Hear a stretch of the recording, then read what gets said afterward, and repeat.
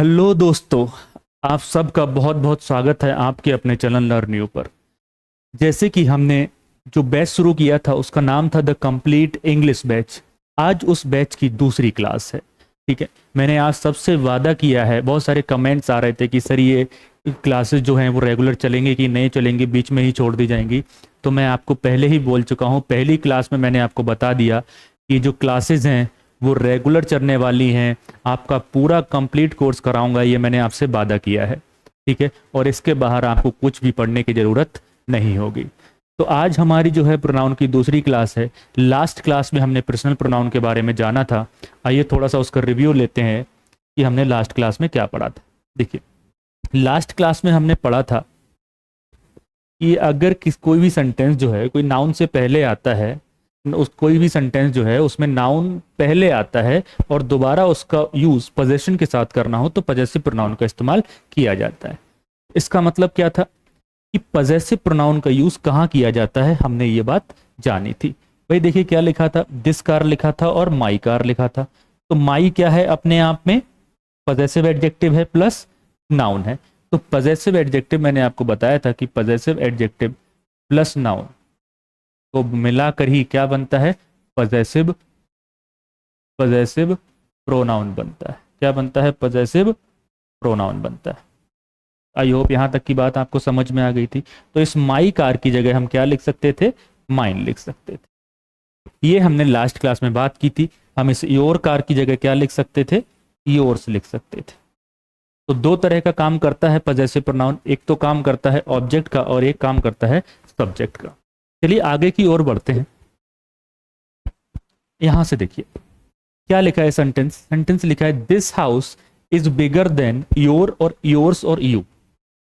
आपको बताना है कि क्या कंपेयर करेंगे हम। मैंने कहा ये हाउस तुम्हारे घर से बड़ा है, यही तो बोलेंगे हम। क्या बोलेंगे, देखिए this house is bigger than your. अब योर अपने आप में मैंने आपको बताया क्या होता है, पजेसिव एडजेक्टिव होता है। और पजेसिव एडजेक्टिव जो होता है उसके बाद एक नाउन का आना कंपलसरी होता है। क्या आपको यहां कोई नाउन दिख रहा है, नहीं है। तो योर के बाद किस क्या आना चाहिए था, कोई नाउन आना चाहिए था। आपको लिखना चाहिए था योर हाउस। क्या होना चाहिए था, योर हाउस, नाउन आना चाहिए था। तो योर तो नहीं आ सकता। योर्स के बाद देखते हैं, पहले यू देखते हैं। देखिए क्या लिखा है, वो कह रहा है ये घर जो है वो तुमसे बड़ा है। भाई कंपैरिजन किसी घर का किसी इंसान से कर सकते हैं क्या, नहीं कर सकते। तो यू भी नहीं आएगा। क्या आना चाहिए, योर्स। योर्स मैंने आपको क्या पढ़ाया, पजेसिव प्रोनाउन होता है और योर्स ही किससे मिलके बनता है, पहले वाले नाउन के लिए आता है। तो किस क्या बनेगा, योर हाउस। योर्स का मतलब क्या है यहां पर, योर हाउस। भाई this house is bigger than your house, और योर हाउस को हम क्या लिख सकते हैं, योर्स लिख सकते हैं। ठीक है, तो ये था लास्ट कॉन्सेप्ट जो हमने पढ़ा था। इसका एक एग्जाम्पल हमने अभी देखा। तो आप हमेशा याद रखिएगा, जो तुलना होगी, जो कंपैरिजन होगा, वो नॉन लिविंग का नॉन लिविंग से करते हैं, लिविंग का लिविंग, मतलब इंसानों का इंसानों से करते हैं। इंसानों की तुलना कभी भी जानवर से नहीं की जाएगी, इंसानों की तुलना कभी भी किसी और निर्जीव वस्तु से नहीं की जाएगी। चलिए तो आज की क्लास को शुरू करते हैं, दूसरी क्लास। तो आज की क्लास में हम पढ़ रहे हैं कि भैया पोजीशन ऑफ पर्सनल प्रोनाउन क्या होगी, पोजीशन ऑफ पर्सनल प्रोनाउन। आइए जानते हैं। भाई जर्नल और पॉजिटिव सेंस, एक चीज समझिए। अगर कोई भी बात आपने बोली, आपने कोई सेंटेंस बोला और वो कैसा सेंटेंस है, पॉजिटिव सेंटेंस है, कोई पॉजिटिव बात उस सेंटेंस में बोली गई, या कोई नॉर्मल बात बोली। जैसे मैंने कहा यार मैं और तुम मूवी देखने चलेंगे। अगर मूवी देखने चलेंगे तो वो बात कैसी है, पॉजिटिव बात नहीं, नेगेटिव बात नहीं, नॉर्मल बात। ठीक है, जर्नल बात है। तो या बात जर्नल की जाए या पॉजिटिव सेंस किया जाए। तो देखते हैं क्या कर सकते हैं। यहां पर देखिए क्या लिखा है, I you and Ram help the poor. मैंने, तुमने और राम ने पुअर की हेल्प की, गरीब की हेल्प की। तो आप कहेंगे सर वैसे तो ये सेंटेंस ठीक होना चाहिए था, गलत क्यों होना चाहिए था। ठीक है, तो इस बात को समझते हैं। देखिए इंग्लिश कहती है ना कि आप बहुत ही जेंटलमैन व्यक्ति हैं, बहुत ही अच्छे व्यक्ति हैं। अगर आपने कोई अच्छा काम किया, आपने कोई अच्छा काम किया, कोई पॉजिटिव बात हुई, तो कभी भी ना अपनी तारीफ आप पहले नहीं करेंगे। अपनी तारीफ पहले नहीं करने का मतलब क्या है कि भाई सबसे पहले उस व्यक्ति की तारीफ करेंगे जो आपके सामने बैठा है। मैंने आपको बताया था कि आई के सामने हमेशा कौन होगा, यू होगा। तो सबसे पहले तारीफ किसकी करोगे आप, यू की करोगे। फिर किसकी करोगे, थर्ड पर्सन की करोगे, और फिर किसकी करोगे, अपनी करोगे। ठीक है, तो हमेशा रूल क्या फॉलो होगा, 2 3 1। सबसे पहले कौन सा आएगा, सेकेंड पर्सन आएगा, फिर कौन सा आएगा, थर्ड पर्सन आएगा, फिर कौन सा आएगा, फर्स्ट पर्सन आएगा। ठीक है, तो क्या रूल चलता है, 2 3 1। तो कभी भी जर्नल सेंस हो किसी बात का या किसी बात का पॉजिटिव सेंस हो तो क्या रूल फॉलो करेंगे, 2 3। तो देखिए सेंटेंस था I you and Ram help the poor, नहीं होगा। आई यू एंड राम क्या है, 1 2 3 है, हमें फॉलो क्या करना है, 2 3 1। तो देखिए क्या लिखा है, 2 3 एंड 1। तो ये सेंटेंस ठीक हो गया।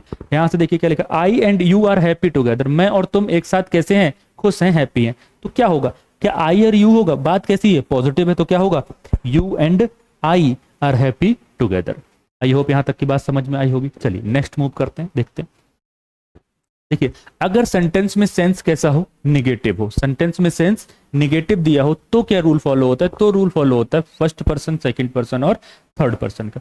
क्या कहता है कि भाई देखिए अगर आपने कोई निगेटिव काम किया, कोई गलत काम हो गया, तो सबसे पहले आप किसको रखेंगे। देखिए रियल लाइफ में तो भाई आप सबसे पहले किसको रखते हैं, और कोई रखेंगे, है ना। गलत काम करेंगे, मान लीजिए आपने पुलिस, आपने, आपको जो है पुलिस ने पकड़ लिया। अब पुलिस को जब आपने जो है पकड़ा आपको, तो जब पुलिस ने पकड़ा तो पुलिस ने आपसे पूछा कि भाई साहब ये बताइए चोरी की थी, तो आपने कहा नहीं भैया इन्होंने की थी और इन्होंने हमसे बहुत कहा तो हमने कर ली, हम तो चोरी करने वाले नहीं थे, है ना।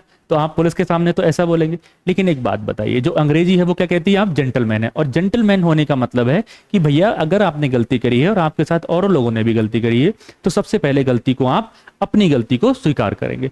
तो उस अंग्रेजी कहती है सबसे पहले आप अपना लेंगे, अगर गलती करी अपना नाम लेंगे, फिर सामने वाले का लेंगे, फिर जो सामने नहीं है उसका लेंगे, ठीक है, थर्ड पर्सन का लेंगे। तो यहां पर देखिए वो कह रहा है you and I responsible for the loss, जो भी लॉस हुआ, जो भी हानि हुई उसके लिए तुम और मैं रिस्पॉन्सिबल है। नहीं, तुम और मैं नहीं है बेटा, क्या है, मैं और तुम, फर्स्ट और सेकंड पर्सन। जो भी हानि हो उसके लिए कौन रिस्पॉन्सिबल है, मैं और तुम रिस्पॉन्सिबल हैं। सबसे पहले रिस्पॉन्सिबल मैं हूं, उसके बाद कौन है, आप है। दूसरा देखिए, Ram insulted him you and me, Ram ने इंसल्ट की, राम ने तुम्हारी, ठीक है, उसकी और मेरी इंसल्ट की। तो सबसे पहले देखिए क्या होगा, नहीं, सबसे पहले आप अपना नाम लेंगे। पहले राम ने किसकी इंसल्ट की, मेरी, फिर तुम्हारी और फिर उसकी। आई होप ये समझ में आया होगा। चाहे बात ऑब्जेक्ट की जाए, चाहे बात सब्जेक्ट की जाए, दोनों केसेस में रूल सेम फॉलो होगा। जब भी पॉजिटिव बात होगी तो रूल क्या फॉलो करेंगे आप, 2 3 1 का रूल फॉलो करेंगे। जब भी निगेटिव बात होगी तो क्या रूल फॉलो करेंगे, 1 2 3 का रूल फॉलो करेंगे। ठीक है, आई होप ये बात समझ में आ गई होगी। चलिए नेक्स्ट, यहां पर देखिए एक्सेप्शन मतलब अपवाद। अपवाद भी है एक। अपवाद क्या है, वी का अपवाद। वी जो वर्ड होता है, वी, ये कह रहे हैं कि भाई साहब अगर बात चाहे पॉजिटिव हो, चाहे नेगेटिव हो, चाहे किसी भी सेंस की बात की जाए, अगर वी का यूज हो गया, अगर वी का यूज हो गया, वी वैसे कौन सा पर्सन होता है, फर्स्ट पर्सन होता है। तो हमने जब जनरल सेंस की बात की थी, पॉजिटिव सेंस की बात की थी, तो वी को हम कहाँ रख रहे थे, फर्स्ट पर्सन को कहाँ रख रहे थे, सबसे लास्ट में रख रहे थे। लेकिन जब वी आ जाएगा फर्स्ट पर्सन के तौर पे किसको यूज कर लेंगे, वी को यूज जब यूज करेंगे तो हमेशा याद रखिए वो सेंटेंस के शुरुआत में यूज किया जाएगा। तो क्या लिखा है, वी का यूज सेंटेंस में सबसे पहले किया जाएगा, चाहे सेंटेंस पॉजिटिव हो या नेगेटिव, कोई फर्क नहीं पड़ता सेंटेंस पॉजिटिव हो या नेगेटिव, कहां यूज करेंगे, सबसे पहले यूज करेंगे। तो क्या लिखा है, you Rahul and we are going out. तो भाई देखिए वी की बात है, अब क्या होगा, ये सेकंड है, ये थर्ड है, ये फर्स्ट है, वैसे तो सही होना चाहिए था, लेकिन क्या है, वी है। वी क्या होता है, एक्सेप्शन होता है। तो वी को कहां रखेंगे, सबसे पहले रखेंगे, बाकी रूल सेम चलाएंगे, टू और। आई होप ये बात समझ में आई होगी। ठीक है, तो क्या करते हैं, सबसे पहले जो रूल फॉलो करेंगे वो अगर वी लगा है तो सबसे पहले किसका प्रयोग करेंगे, वी का प्रयोग किया जाएगा, अदरवाइज बाकी रूल सेम चलेंगे। आई होप ये एक्सेप्शन आपको समझ आया होगा। चलिए भाई देखिए, अब यहां पर देखते हैं, हमें पोजेशन लगानी है। ठीक है, पोजेशन का मतलब क्या होता है, देखिए लिखा है आई have done, I have done. अब आई ने काम अपना किया है, ठीक है, क्या लगाना है, पोजेशन लगानी। तो आप कहेंगे sir I have done my work, I के साथ क्या पोजेशन आती है, माई आती है ना। पॉजेसिव एडजेक्टिव क्या आता है, आई का पॉजेसिव एडजेक्टिव क्या बनता है, माई बनता है। लेकिन अगर 3 पर्सन एक साथ दिए हों, ठीक है, you he and one, you भी दिया है, यू का पोजेशन क्या होता है, यू का योर बनता है पॉजेसिव एडजेक्टिव, ही का क्या बनता है, हिज बनता है, आई का क्या बनता है, माई बनता है। अब आता है कि भाई यहां क्या लगाएं, इस ब्लैंक में क्या यूज करें। ठीक है, आप लोग भी वीडियो को पॉज करके जवाब दीजिएगा कमेंट सेक्शन में, ठीक है, मैं यहां पर आके कंटिन्यू करता हूं। चलिए देखिए क्या लिखा है, you he and I have done. तो सबसे पहले तरीका ये है इसको करने का कि भाई आपको क्या देखना है कि काम किस प्रकार से हुआ है। काम किस किसने किया है, यू ने किया है, थर्ड पर्सन ने भी किया है और फर्स्ट पर्सन ने भी किया है। ठीक है, एक बात बताइए, मैं तुम और ये सब मिलकर क्या बन गए, हम तो बन गए। कौन बने, हमने काम किया है ना, तुमने काम किया, उसने काम किया और मैंने काम किया, इसका मतलब किसने किया, हमने काम किया। तो पोजेशन क्या लगती है, फर्स्ट पर्सन के अकॉर्डिंग लगती है, और ज्यादा लोगों की प्लूरल पोजेशन लगेगी तो क्या आता है, अवर आता है। क्या आता है, अवर आता है। अभी मैं आपको दूसरा तरीका बताता हूँ। यू लिखा है और ही लिखा है। यू कौन सा पर्सन है, सेकंड पर्सन है। ही कौन सा पर्सन है, थर्ड पर्सन। ठीक है, तो जब भी जो पर्सन जो होता है लेबल में जो सबसे पहले आता है बस उसके अकॉर्डिंग पोजीशन लगाते हैं। जैसे मान लीजिए फर्स्ट, सेकंड और थर्ड, तो यहां से समझते हैं। देखिए, अगर ये दोनों दिए हैं तो सबसे अच्छा लेवल, सबसे ऊंचा लेवल किसका, आई का, फर्स्ट पर्सन का, तो फर्स्ट पर्सन के अकॉर्डिंग पोजीशन आ जाएगी। अगर 2 और 3 दिए तो दोनों में सबसे ऊंचा लेवल किसका, सेकंड का, तो सेकंड पर्सन के अकॉर्डिंग पोजीशन आ जाएगी। तीनों दिए हैं तो सबसे अच्छा लेवल किसका, फर्स्ट का, तो फर्स्ट पर्सन के अकॉर्डिंग। बल्कि फर्स्ट पर्सन की कौन सी पोजीशन आएगी, प्लूरल पोजीशन आएगी। और प्लूरल क्या होता है, वी होता है, और वी का जो पॉजिटिव एडजेक्टिव क्या होता है वो होता है अवर होता है। इस हिसाब से पोजीशन को यूज करेंगे। तो देखिए यहाँ क्या है, सेकंड और थर्ड है, बड़ा कौन सा है, सेकंड वाला है, और सेकंड का जो प्लूरल बनता है वो भी क्या बनता है, यू ही बनता है, तो क्या बन जाएगा, योर हो जाएगा। ठीक है, तो इस हिसाब से पोजीशन का यूज करेंगे। यही आगे चीज दी हुई है हमें। देखिए, फर्स्ट और सेकंड पर्सन आएगा तो कंबाइंड पोजीशन क्या होगी, अवर होगी। फर्स्ट और थर्ड पर्सन आएगा तो भी क्या होगी, अवर होगी। फर्स्ट सेकंड थर्ड पर्सन आएगा तो भी क्या होगी, अवर होगी। सेकंड और थर्ड पर्सन आएगा तो क्या होगी, योर होगी। तो बस आपको ये याद रखना है, अगर सेकंड और थर्ड पर्सन आ रहा है तो पोजीशन हम क्या लगाएंगे, योर लगाएंगे। और ये सब किसका दिखा रहे हैं, ये सब दिखा तो अपने को ही रहा है। क्या कह रहा है, you I and he and I have done our work, हमने अपना काम कर लिया। देखिए, अपने की अंग्रेजी आ रही है। अपना मतलब क्या होता है, अधिकार होता है, तो अधिकार मतलब पॉजिटिव एडजेक्टिव का यूज करेंगे, क्योंकि आगे क्या लिखा है, नाउन लिखा है। ठीक है, चलिए यहां पर समझ गए आप। फर्स्ट और सेकंड पर्सन होगा तो पोजीशन क्या लगेगी, अवर लगेगी। फर्स्ट और थर्ड पर्सन होगा तो अवर लगेगी। फर्स्ट सेकंड और थर्ड पर्सन होगा तो भी अवर लगेगी। सेकंड एंड थर्ड पर्सन होगा तो योर लगेगी। चलिए नेक्स्ट मूव करते हैं। नेक्स्ट हमें पढ़ना है डिस्ट्रीब्यूटिव प्रोनाउन, बहुत ही इंपॉर्टेंट प्रोनाउन है एग्जाम पॉइंट ऑफ व्यू से। चलिए, ईच का मतलब क्या होता है, देखिए ईच का मतलब होता है दो या दो से अधिक में से हर एक। जब दो या दो से अधिक में से हर एक की बात की जाए, जैसे मैंने कहा क्लास में 100 बच्चे बैठे हैं और 100 में से मैं सब की बात करूंगा, 100 में से मैं 100 बच्चों की बात करूंगा, लेकिन कैसे करूंगा, वन बाय वन करूंगा, एक एक के बारे में बात करूंगा। आइदर की बात करें तो आइदर का मतलब क्या होता है, दो में से एक, कोई एक, सिर्फ दो में से किसी एक का सिलेक्शन करना हो तो क्या यूज करते हैं, आइदर यूज करते हैं। जैसे मान लीजिए मैंने कहा कि आपकी शादी के लिए 2 रिश्ते आए, ठीक है, और आपके पिताजी ने कहा कि आपको एक सेलेक्ट करना है, तो दोनों में से किसको सेलेक्ट करना है, एक, तो किसका यूज करेंगे, आइदर। ठीक है, नाइदर या नीदर का मतलब क्या होता है, दो में से कोई भी नहीं। अब मान लीजिए पहले से आप किसी प्रेमिका है आपकी, कोई किसी को पसंद करते हैं, तो भाई आप रिश्ते को तो राजी होंगे नहीं, और राजी नहीं होंगे तो आप क्या कहेंगे कि साहब पिताजी मुझे दोनों में से कोई पसंद नहीं है, मेरी जब नौकरी लग जाएगी, एसएससी क्लियर कर लूंगा, उसके बाद मैं अपनी मर्जी से शादी करूंगा। तो आप क्या लगा देंगे, नीदर लगा देंगे कि मुझे दोनों में से कोई पसंद नहीं है, मैं शादी बाद में करूंगा। ठीक है, चलिए नेक्स्ट पे मूव करते हैं। तो इसका यूज कैसे करेंगे, तो पहला केस क्या होगा, कभी भी आपको इन शब्दों के आगे ऑफ लगा हुआ दिख जाए, क्या लग जाए, each of, either of, neither of लगा हुआ दिख जाए, तो इसके बाद या तो एक नाउन आएगा या प्रोनाउन आएगा, और वो किस फॉर्म में होगा, प्लूरल फॉर्म में होगा। ठीक है, उसके बाद वर्ब आएगी, और वर्ब कैसी होगी, सिंगुलर होगी। इस बात का बड़ा याद रखना है कि ये वर्ब कैसी होगी, सिंगुलर होगी। ये वर्ब सिंगुलर क्यों होती है, इस बात को भी समझेंगे कि भाई यहाँ तो अगर प्लूरल है तो वर्ब नाउन के अकॉर्डिंग आनी चाहिए थी, प्लूरल आनी चाहिए थी, सिंगुलर क्यों आ रही है। पहले इस रूल को फॉलो कर लेते हैं। अगर इस रूल को मैंने फॉलो किया तो आगे बात करें तो क्या होगा, ईच ऑफ द, देखिए बॉय या बॉयज, तो अभी हमने कहा कि जो नाउन है वो कैसा होना चाहिए, प्लूरल होना चाहिए। ईच ऑफ के बाद नाउन आया है तो कैसा होगा, बॉयज होगा, बॉय नहीं होगा, बॉयज होगा। दूसरी चीज वर्ब, देखिए वर्ब कैसी होनी चाहिए, वर्ब सिंगुलर होनी चाहिए। तो वर्ब क्या होगा, आर होगी, क्या नहीं होगी, क्या होगा, इज होगा, सिंगुलर वर्ब।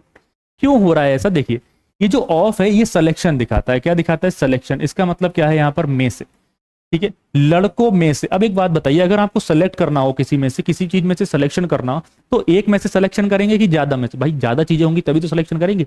मैंने कहा एक बच्चा है उसमें से भी सिलेक्शन करना है, तो भाई सेलेक्ट कैसे कर लोगे, सेलेक्ट करने के लिए 2 होने चाहिए, 2 से ज्यादा होने चाहिए। इसका मतलब अमाउंट कैसा होना चाहिए, प्लूरल होना चाहिए, बहुवचन में होना चाहिए। अगर अमाउंट प्लूरल होना चाहिए तो ये तो हो गया। लेकिन ये जो ऑफ होता है ये प्रीपोजिशन होती है। क्या होती है? प्रीपोजिशन। और प्रीपोजिशन जो होती है वो अपने बाद हमेशा ऑब्जेक्ट लेती है। क्या लेती है? ऑब्जेक्ट लेती है। हमेशा याद रखिएगा इस कॉन्सेप्ट को कि कहीं भी आपको प्रीपोजिशन लिखी दिख जाए और प्रीपोजिशन के बाद कोई भी अगर आपको नाउन या प्रोनाउन आएगा, ठीक है, तो ये किसका काम करेगा? ऑब्जेक्ट का काम करेगा। प्रीपोजिशन के बाद कोई भी नाउन और प्रोनाउन आएगा, किसका काम करेगा? ऑब्जेक्ट का काम करेगा। और आप सब जानते हैं कि भाई ऑब्जेक्ट के अकॉर्डिंग वर्ब नहीं आती, वर्ब किसके अकॉर्डिंग आती है? सब्जेक्ट के अकॉर्डिंग। और सब्जेक्ट क्या है? ईच। और ईच अपने आप में जो वर्ड है वो कैसा होता है? सिंगुलर वर्ड होता है, इसीलिए वर्ब भी कैसी आएगी? सिंगुलर आएगी। ठीक है, आगे बढ़ते हैं। देखिए क्या लिखा है, either of the girls is और are ready to are going to Delhi. तो देखिए आइदर ऑफ द गर्ल्स से ये प्लूरल है, क्या आएगा? इज आएगा, आर नहीं आ सकता, सिंगुलर वर्ब आएगी। यहां देखते हैं, एनी और either of the three girls helped me. अब यहां पर देखिए कितने गर्ल की बात की गई है? 3 लड़कियों की बात की गई है, 3 गर्ल्स की बात की गई। अब आपको पता है मैंने कहा जो आइदर है वो कितनों को सुटेबल करता है? सिर्फ 2 के लिए सुटेबल होता है। अगर आइदर 2 के लिए सुटेबल है तो क्या आइदर आ सकता है 3 लोगों के लिए? नहीं।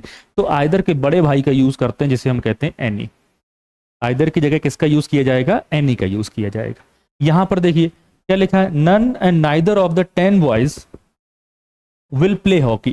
ठीक है, 10 लड़कों में से कोई सा भी लड़का हॉकी नहीं खेलेगा। तो बात कितने की है? 10 लड़कों की है। तो नाइदर किसके लिए आता है? 2 के लिए आता है। तो क्या आएगा? नन। तो अगर 2 से ज्यादा की बात करते हैं और 2 से ज्यादा में से किसी एक का सिलेक्शन करना हो तो किसका प्रयोग करते हैं? एनी का प्रयोग करते हैं।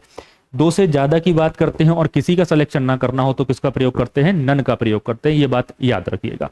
ठीक है, आई होप ये कॉन्सेप्ट आपको क्लियर हुआ। दूसरा केस देखते हैं। ठीक है, दूसरा केस देखिए, यहां पर ऑफ नहीं हटाते, ऑफ हटा दीजिए। यहां देखिए कह रहा है ईच आइदर नाइदर। अगर इसके बाद डायरेक्ट वर्ब आती है तो वो भी वर्ब कैसी होगी? सिंगुलर होगी, क्योंकि ये वर्ड्स अपने आप में कैसे हैं? सिंगुलर। अगर ये वर्ड्स सिंगुलर हैं, ये प्रोनाउन सिंगुलर है, तो वर्ब भी कैसी होगी? सिंगुलर होगी, है ना। सेंटेंस देखते हैं। मैंने कहा आई हैव 10 फ्रेंड्स। मेरे कितने दोस्त हैं? 10 दोस्त हैं। And each is ready to help me. तो ईच के साथ वर्ब कैसी आएगी? सिंगुलर आएगी। तो ईच आर नहीं होगा, क्या होगा? ईच इज होगा। यहां पर देखिए आई हैव 2 सन्स। अगर मेरे 2 बेटे हैं तो क्या आएगा? मैंने कहा था 2 से ज्यादा होता है तो एनी आता है, लेकिन 2 के लिए क्या आएगा? आइदर आएगा। तो यहां पर एनी का प्रयोग नहीं करेंगे। आई होप ये बात समझ में आ गई होगी। वर्ब तो यहाँ पर प्लूरल ही होगी, है ना। ठीक है, वो सिंगुलर ही होगी क्योंकि विल लगा हुआ है और फ्यूचर में विल और शेल अलग अलग बातों में यूज किए जाते हैं। सिर्फ आई और वी के साथ शेल आता है, बाकी सबके साथ विल का प्रयोग किया जाता है। तो यहाँ वर्ब का कोई एरर नहीं है, लेकिन यहाँ एरर किसका था? आइदर और एनी का था। अगर 2 लोगों की बात की गई है तो हमें क्या लगाना पड़ेगा? आइदर लगाना पड़ेगा, एनी का यूज नहीं कर सकते। ठीक, चलो नेक्स्ट देखते हैं। यहाँ पर बात करें एम्फेटिक और रिफ्लेक्सिव प्रोनाउन की। तो एम्फेटिक और रिफ्लेक्सिव प्रोनाउन होते क्या है समझिए। आई का एम्फेटिक और रिफ्लेक्सिव प्रोनाउन दोनों ही क्या बनते हैं? My self. तो ये एम्फेटिक भी होते हैं, दोनों ही सेम दिखते हैं। एम्फेटिक भी वही बनते हैं और रिफ्लेक्सिव भी वही बनते हैं। कब बनते हैं उस बात को हमें देखना है। ठीक है, तो यू का क्यों बनता है? योर सेल्फ बनता है। योर सेल्फ भी बनता है और योर सेल्व्स भी बनता है। प्लूरल भी होता है यू और सिंगुलर भी होता है। सी का क्या बनेगा? हर सेल्फ बनता है। इट का इट सेल्फ बनता है। वी का आवर सेल्फ बनता है। यू का योर सेल्फ लिखा हुआ है, यहाँ पर नीचे लिख दिया इन्होंने। ठीक है, दे का क्या लिखा हुआ है? देम सेल्फ लिखा। ठीक है, प्लूरल बनेगा तो वीईएस आता है, सिंगुलर होता है तो एफ आता है, सेल्फ होता है। ठीक है, आई होप ये बात समझ में आई होगी।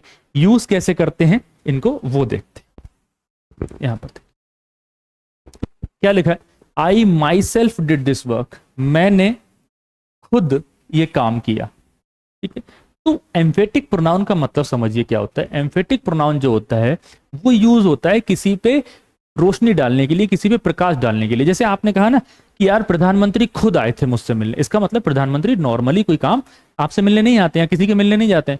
खुद आए थे मतलब कोई बड़ी बात थी। भाई कौन आया? प्रधानमंत्री आया। तो किस पे फोकस करना था? प्रधानमंत्री पे फोकस करना था, इसलिए क्या लगाया? माई सेल्फ का यूज किया।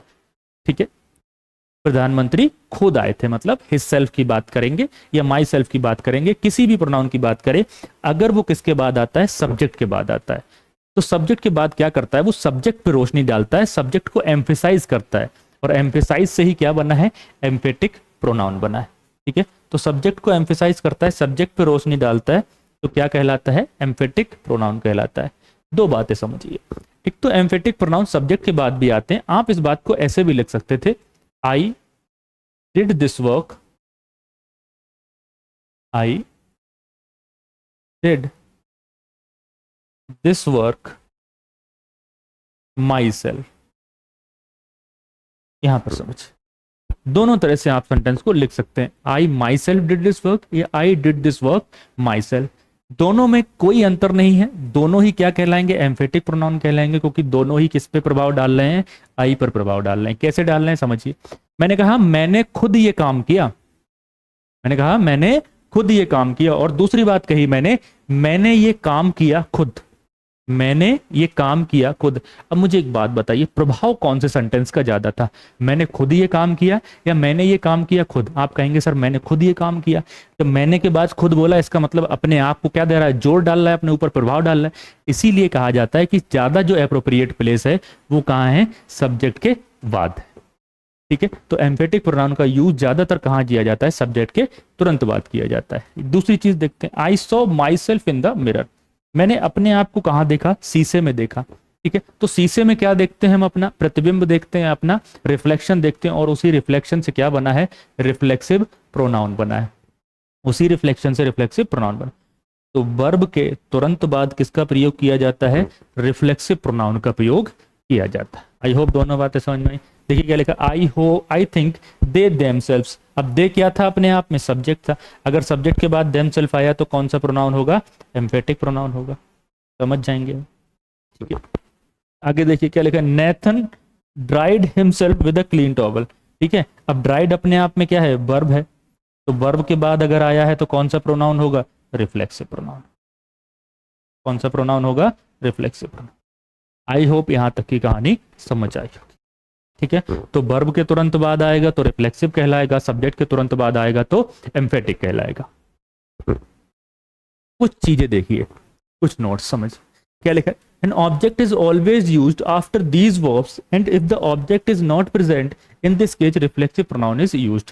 हिंदी में भी समझ लेते हैं क्या कह रहा है, कह रहा है इन वर्ब्स के बाद हमेशा किसी ऑब्जेक्ट का प्रयोग किया जाता है, और यदि ऑब्जेक्ट मौजूद ना हो तो ऐसी स्थिति में रिफ्लेक्सिव प्रोनाउन का प्रयोग किया जाता है। देखिए कहना क्या चाह रहा है, ये कहना चाह रहा है कि जी कुछ वर्ब्स ऐसी हैं जो अपने बाद ऑब्जेक्ट लेती ही लेती हैं, अगर उनके बाद ऑब्जेक्ट नहीं दिया हो तो रिफ्लेक्सिव प्रोनाउन को उसके ऑब्जेक्ट के रूप में यूज करना पड़ता है।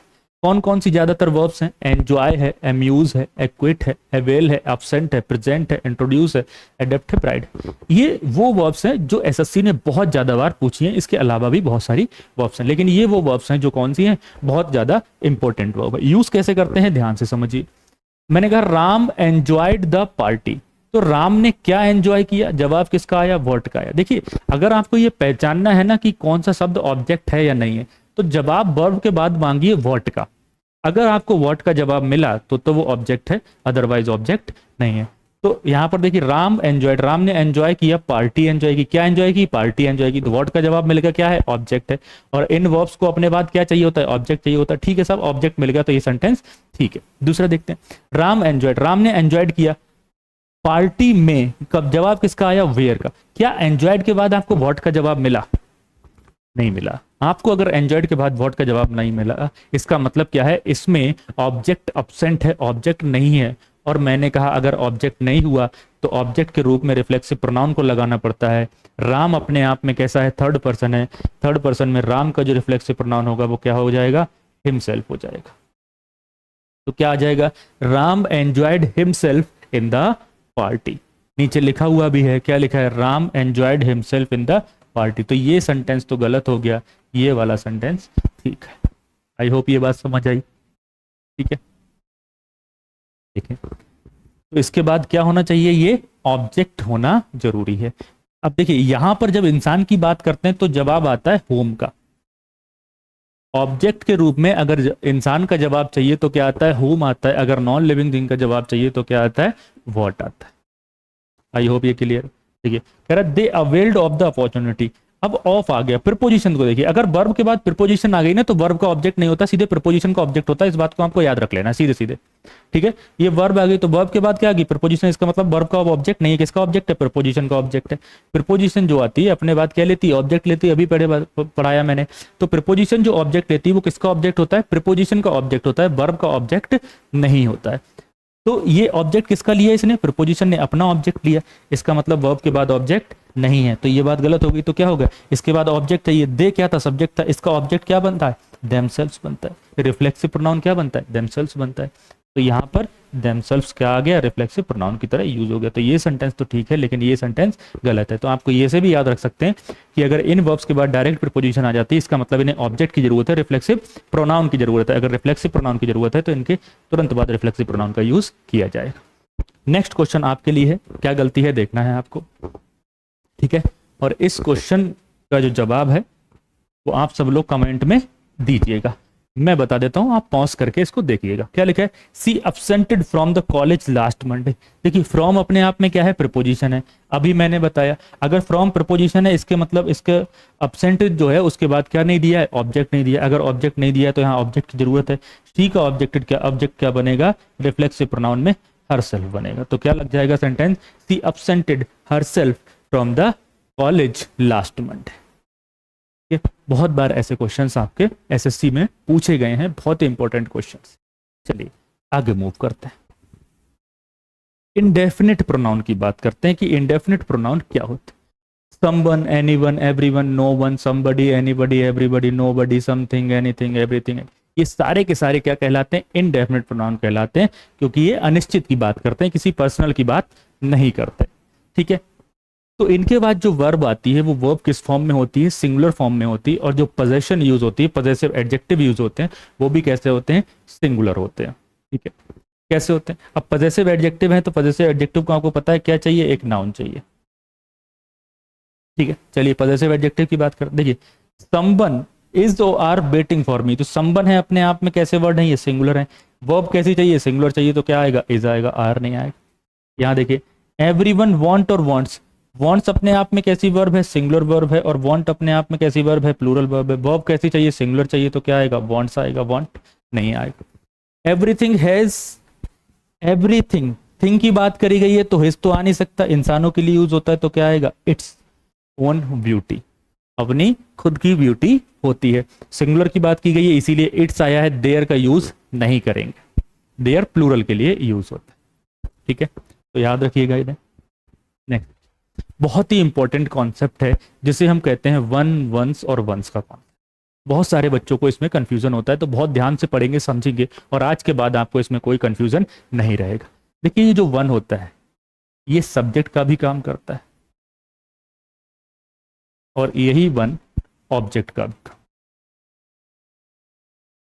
ये जो वन होता है वो प्रोनाउन का भी काम करता है, और यही वन एडजेक्टिव का भी काम। ये सब्जेक्ट और ऑब्जेक्ट का रूप तब लेगा जब किसका काम करेगा, प्रोनाउन का काम। जब प्रोनाउन होता है तभी सब्जेक्ट बनता है, प्रोनाउन होता है तभी ऑब्जेक्ट बनता है। ये जो वंस है ये वंस और कुछ नहीं, ये वन अपने आप में कैसा है, सिंगुलर है, और ये जो वंस है ये अपने आप में इस वन की कौन सी फॉर्म है, प्लूरल फॉर्म। अगर इस वंस की बात करें तो ये जो वंस होता है ये पॉजेसिव एडजेक्टिव है, और पॉजेसिव एडजेक्टिव अपने आप क्या लेते हैं, नाउन लेते हैं। मतलब ये किसको दिखाएगा, अधिकार को दिखाएगा। कब दिखाएगा वो देखते हैं। देखिए ये जो वन है ये वन एक इंसान के लिए भी यूज किया जाता है और सबके लिए भी यूज किया जाता है। जब हमें सबको दिखाना हो ना, सबको ऐसा काम करना चाहिए, मैंने कहा सबको अपने माता पिता का आदर करना चाहिए, ठीक है। तो सबके लिए भी किसका यूज कर देते हैं, वन का यूज कर देते हैं। जब वन का यूज सभी के लिए किया जाएगा तब इस वंस का यूज पॉजेसिव एडजेक्टिव की तरह किया जाएगा। यहां पर देखते हैं क्या लिखा है, जब वन का प्रयोग सभी को दिखाने के लिए किया जाए तो वन के साथ वंस का प्रयोग किया जाता है। कैसे किया जाता है, आइए आगे देखते हैं। देखिए क्या लिखा है, वन ऑफ द बॉयज, तो यहां पर वन किसको दिखा रहा है, एक को दिखा रहा है। कह रहा है लड़कों में से एक विल प्ले दिस मैच, तो यहां पर वन ने किसको दिखाया, एक की बात की। किसकी बात की, एक की बात की। यहां देखिए क्या लिखा, वन शुड रेस्पेक्ट हिज, हर और देयर और वंस एल्डर्स। ठीक है, सभी को अपने जो है बड़ों का आदर करना चाहिए। तो भाई एक बात बताइए, क्या वन किसी एक के लिए आया? नहीं, वन किसको दिखा रहा है? सबको दिखा रहा है। और जब वन ये सबको दिखाएगा तब पॉजेसिव एडजेक्टिव में रूम में इसके साथ ना हिज आता है, ना हर आता है, ना देयर आता है, क्या आता है? वंस का प्रयोग किया जाता है। ठीक है, कब किया जाता है? जब ये किसको दिखाएगा? सभी को दिखाएगा, जब ये सभी की बात करेगा। ठीक है, चलिए थर्ड पॉइंट देखते हैं क्या लिखा है। I don't want red pen, मुझे रेड पेन नहीं चाहिए। आई वॉन्ट ब्लू वन, तो ये वन किसके लिए आया? इस पेन के लिए आया।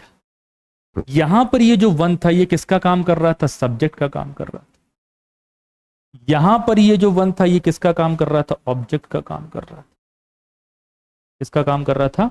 ऑब्जेक्ट का काम कर रहा था। आई होप ये बात समझ में आ गई। ठीक है, अगर यहां पर पेन की जगह पेन्स लिख देता, मैं क्या लिख देता? पेन्स लिख देता, तो यहां पर इसकी प्लूरल फॉर्म आती और वो क्या होती? वंस आ जाती। ठीक है, तो यहां पर क्या आ जाती है? इसकी प्लूरल फॉर्म आ जाती। आई होप ये बात आपको समझ में आई होगी। अब कॉन्सेप्ट में आपको कोई दिक्कत नहीं होनी चाहिए। ठीक है, यहां पर देखिए वन के साथ ऑफ है, किसका काम कर रहा है? प्रोनाउन का काम कर रहा है। यहां भी वन किसके लिए आया है? नाउन क्या है? पेन है, तो किसका काम कर रहा है? प्रोनाउन का। एडजेक्टिव का काम कब करता? जैसे मैंने कहा one boy will help me, एक लड़का मेरी मदद करेगा। अब एक चीज समझिए, एक नोट करके बात तो समझिए कि अगर जो कोई भी नाउन दिया है और उस नाउन से पहले अगर कोई भी वर्ड लिखा है तुरंत पहले, तो वो कभी भी प्रोनाउन का काम नहीं करता। तो यहां पर नाउन क्या है? बॉय है, और बॉय से पहले अगर वन लग गया, नाउन से तुरंत पहले अगर कोई शब्द लगेगा, तो वो कभी भी प्रोनाउन का काम नहीं करेगा। इस बात को नोट करके लिख लीजिए। अगर नाउन से पहले लगेगा तो वो काम किसका करेगा? एडजेक्टिव का करेगा। तो यहां पर वन किसका काम कर रहा है? एडजेक्टिव का काम कर रहा है। अगर इस वन के बाद नाउन नहीं आया तो ये किसका काम करेगा? प्रोनाउन का काम करेगा। ठीक है, आई होप ये बात आपको समझ आई होगी। अब बहुत ही इंपॉर्टेंट कॉन्सेप्ट जिसे कहते हैं रिलेटिव प्रोनाउन। रिलेटिव प्रोनाउन को समझते हैं। सबसे पहले हु और हुम को समझते हैं, दोनों ही रिलेटिव प्रोनाउन है।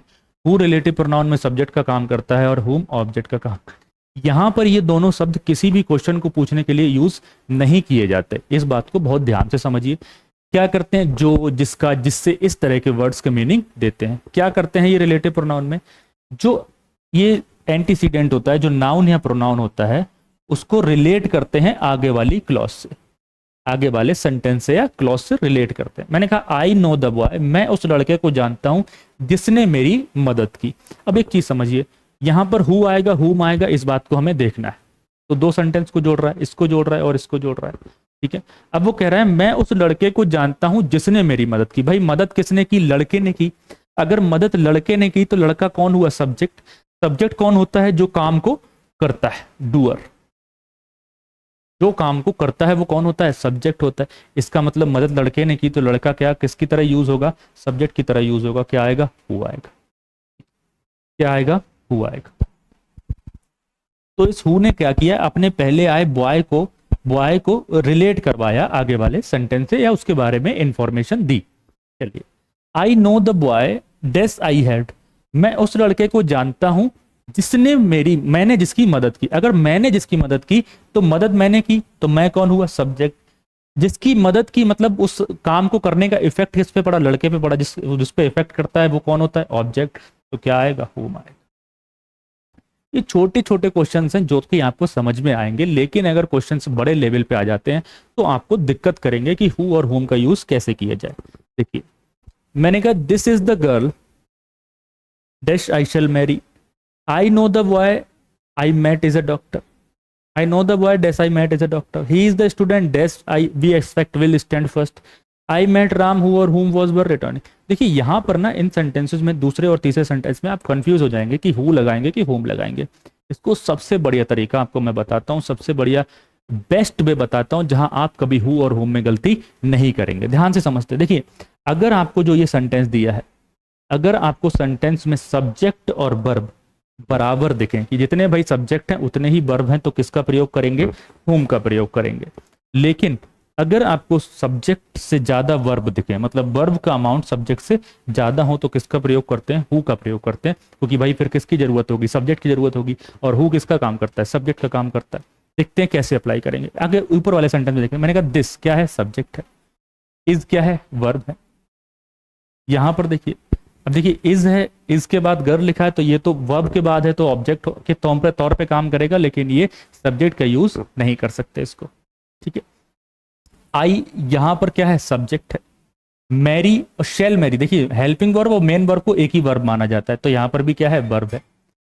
तो दो सब्जेक्ट हैं और दो वर्ब हैं। अगर दो सब्जेक्ट दो वर्ब है, यानी कि सब्जेक्ट और वर्ब बराबर हैं, तो किसका यूज करेंगे, होम का यूज। कभी आप किसी भी सेंटेंस में गलती नहीं कर सकते अगर इस तरह से फॉलो करेंगे। यहां पर देखिए, आई क्या है, सब्जेक्ट है, नो वर्ब है। यहां पर देखिए, आई सब्जेक्ट है, मैट वर्ब है, इज वर्ब है। तो कितनी वर्ब है, तीन वर्ब्स। सब्जेक्ट कितने हैं, दो सब्जेक्ट्स। तो वर्ब कितनी है, ज्यादा है सब्जेक्ट से, तो क्या आएगा, हुआ। कुछ नहीं करना है आपको, बस आपको क्या देखना है, कितने सब्जेक्ट हैं और कितने वर्ब है। आगे देखिए क्या लिखा है, ही इज द स्टूडेंट, ही क्या है, सब्जेक्ट है, इज क्या है, वर्ब है, ठीक है। यहां पर वी क्या है, सब्जेक्ट है, एक्सपेक्ट क्या है, वर्ब है, विल स्टैंड, ठीक है।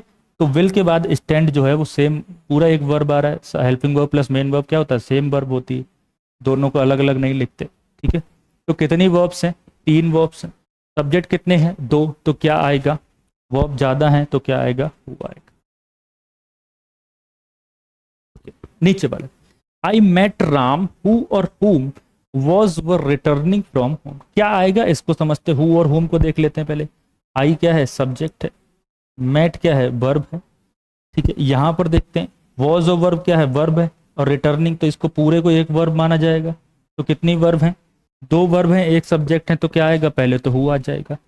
अब एक चीज समझते कि वॉज आएगा, बर आएगा। देखिए ये जो भी रिलेटिव प्रोनाउन लगता है वो अपने पहले वाले एंटीसीडेंट के लिए लगता है, अपने पहले आए नाउन और प्रोनाउन के लिए लगता है। तो राम अपने आप में कैसा है, सिंगुलर है, तो वर्ब किसके अकॉर्डिंग आती, इसी के अकॉर्डिंग आती, तो क्या आएगा, वॉज आएगा, वर्ब तो नहीं आएगा, ठीक है।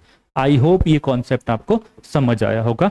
नेक्स्ट मूव करते हैं।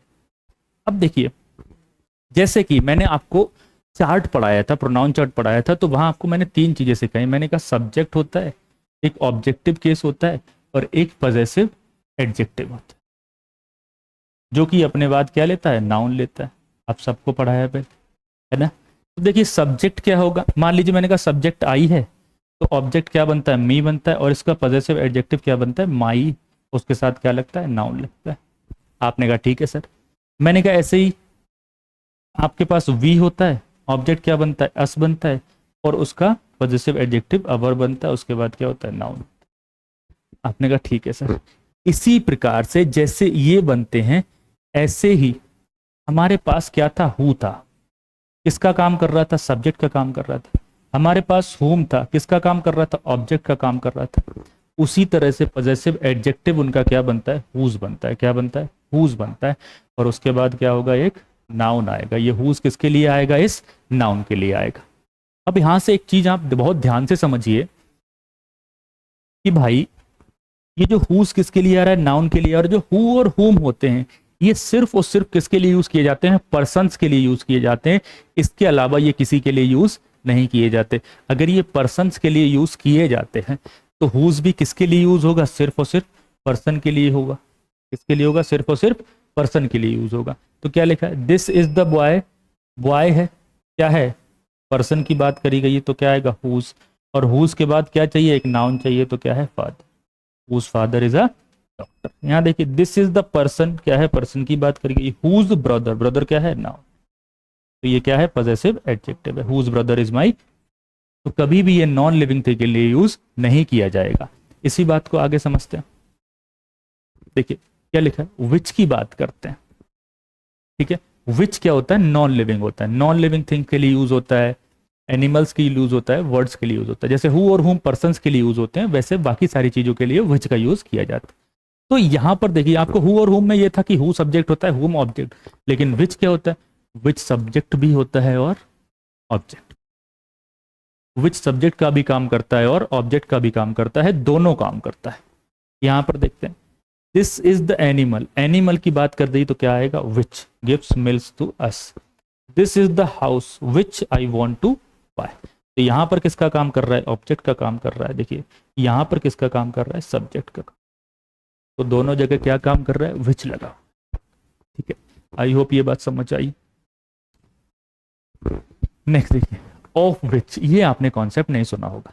जैसे अभी मैंने आपको बताया कि भाई सब्जेक्ट होता है, ऑब्जेक्ट होता है और एक पजेसिव एडजेक्टिव होता है, उसके बाद नाउन चाहिए।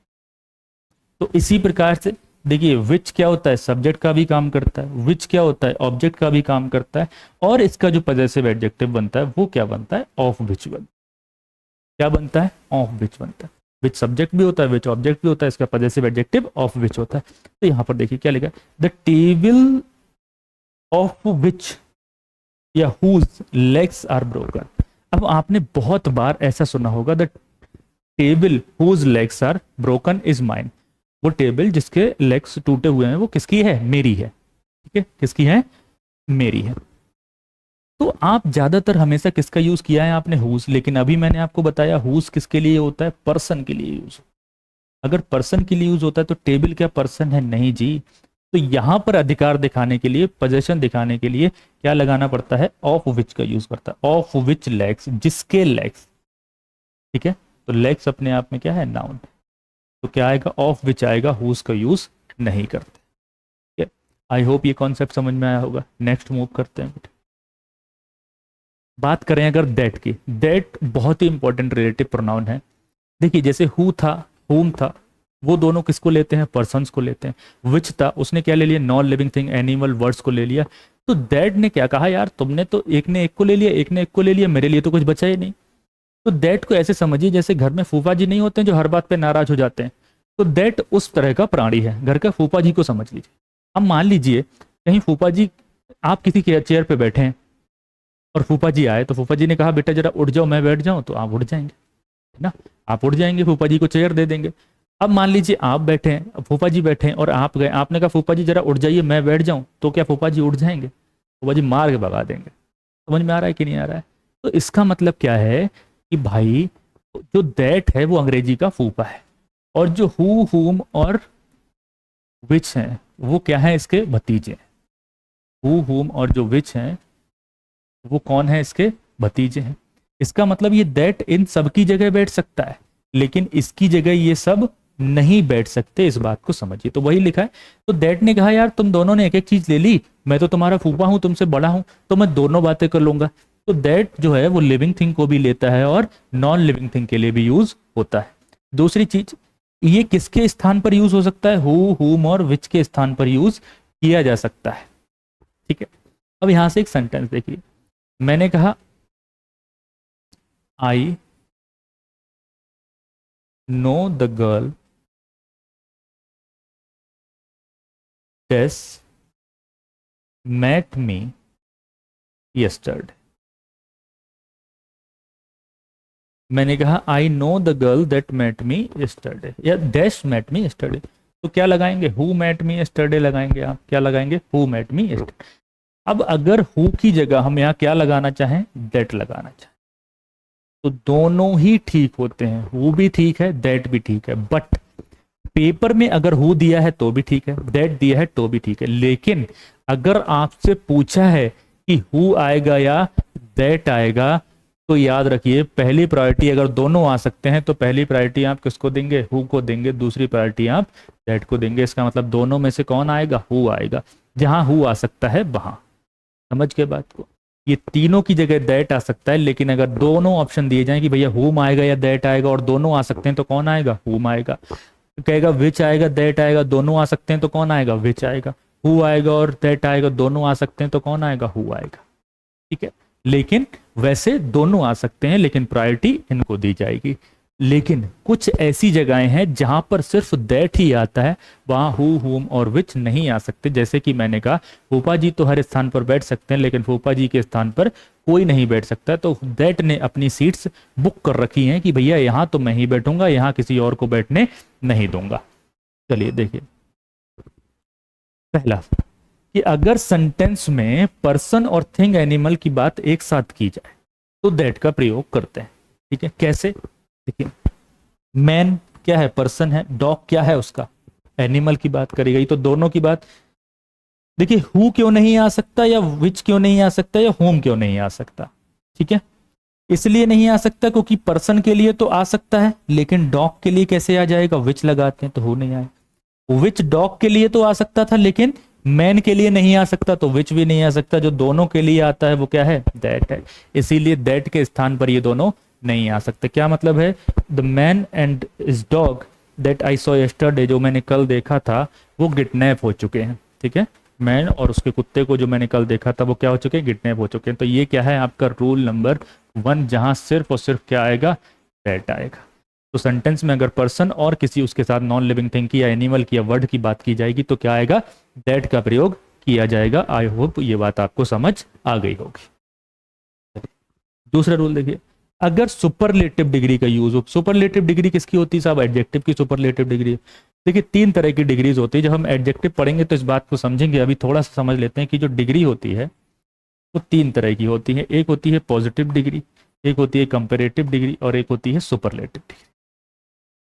पॉजिटिव डिग्री क्या होती है, जैसे मान लीजिए आपने किसी पर्टिकुलर इंसान की तारीफ की या पर्टिकुलर इंसान की विशेषता बताई। मैंने कहा यार आप बहुत सुंदर हैं, तो क्या मैंने किसी और के बारे में बात की, नहीं, मैंने सिर्फ एक पर्टिकुलर इंसान की बात की। तो मैंने कहा कि भैया आप बहुत सुंदर हैं, तो वो डिग्री कैसी हो गई, पॉजिटिव हो गई। कैसी हो गई, पॉजिटिव डिग्री हो गई। अगर पॉजिटिव डिग्री हो गई तो क्या हो गया, आपने कहा ब्यूटीफुल है ना, या आप बहुत अच्छे हैं, गुड की बात करी, तो गुड कैसी हो गई, पॉजिटिव डिग्री हो गई। लेकिन अगर आपने 2 लोगों की तुलना की, कितने लोगों की, 2 लोगों की अगर आपने तुलना की, तो वो डिग्री कैसी होती है, कंपेरेटिव डिग्री होती है। जैसे मैंने कहा यार तुम मुझसे अच्छे हो, तुम मुझसे बेहतर हो। अगर मैंने कहा तुम मुझसे बेहतर हो, इसका मतलब क्या किया, मैंने कंपेयर किया। तो कंपेयर किया, मैंने कहा you are better than me, तो बेटर हो गई अपने आप में, कौन सी डिग्री हो गई, कंपेरेटिव डिग्री हो गई, ठीक है।